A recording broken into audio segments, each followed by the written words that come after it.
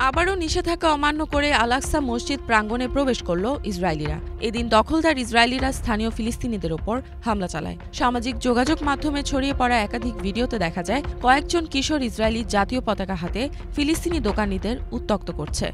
বার্তা সংস্থা এফপির প্রতিবেদনে বলা হয়, এই ঘটনায় 2 জনকে আটক করা হয়েছে। ইসরায়েলি কর্তৃপক্ষ জানিয়েছে, অপ্রীতিকর পরিস্থিতি এড়াতে পুরো এলাকায় অতিরিক্ত কয়েক হাজার সশস্ত্র পুলিশ মোতায়েন করা হয়েছিল।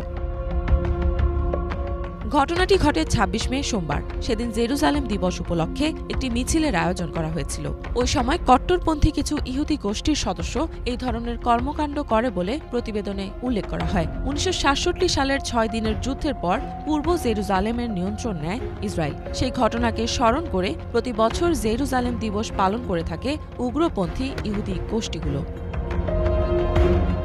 স্থানীয় গণমাধ্যমের তথ্য অনুযায়ী এদিন ইসরায়েলের অন্তত ২,০০০ নাগরিক আল-আকসা মসজিদ প্রাঙ্গণে প্রবেশ করে। সে সময় উপস্থিত ছিলেন কট্টর ডানপন্থী ইসরায়েলি জাতীয় নিরাপত্তা মন্ত্রী ইতামার বেন-গভির। সেখানে আরও উপস্থিত ছিলেন ইসরায়েলি পার্লামেন্ট সদস্য ইৎজাক ক্রুজার, নেগেভ ও গ্যালিলি অঞ্চলের মন্ত্রী ইৎজাক ভাসেলভ। এক ভিডিও বার্তায় বেন-গভির বলেন, তিনি প্রার্থনা করেছেন যেন চলমান যুদ্ধে ইসরায়েল বিজয়ী হয় এবং ফিলিস্তিনি সশস্ত্র গোষ্ঠীর হাতে বন্দী থাকা সকল ব্যক্তিকে দেশে ফিরিয়ে আনা সম্ভব হয়। এছাড়া শিন বেত যেন গোয়েন্দা সংস্থার নতুন প্রধানের দায়িত্ব পালনে সফল হন। এর আগেও বেন-গভির পুলিশি পাহারায় আল-আকসা প্রাঙ্গণে প্রবেশ করেছিলেন।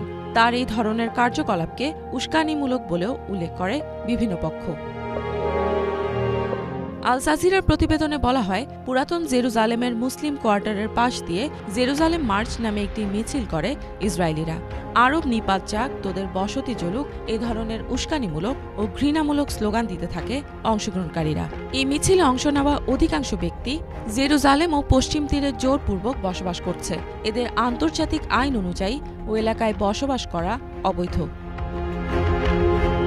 ১৯৬৭ সালের যুদ্ধে পূর্ব জেরুজালেম দখলের পর ইসরায়েল সেখানে নিয়ন্ত্রণ প্রতিষ্ঠা করলেও আন্তর্জাতিক চাপের মুখে ইসলাম ধর্মের পবিত্র স্থানগুলোর প্রশাসনিক দায়িত্ব মুসলিম কর্তৃপক্ষের হাতে থাকবে বলে ঘোষণা দেয় দেশটি। এতে করে আল-আকসা মসজিদ প্রাঙ্গণে শুধুমাত্র মুসলিমদের প্রার্থনা করার অনুমতি থাকে। এছাড়া অমুসলিমদের প্রবেশ সীমিত করা হয়। ইসরায়েলের সর্বোচ্চ আদালতও আল-আকসা মসজিদ প্রাঙ্গণে ইহুদিদের প্রার্থনা নিষিদ্ধ রাখার পক্ষে রায় দেয়।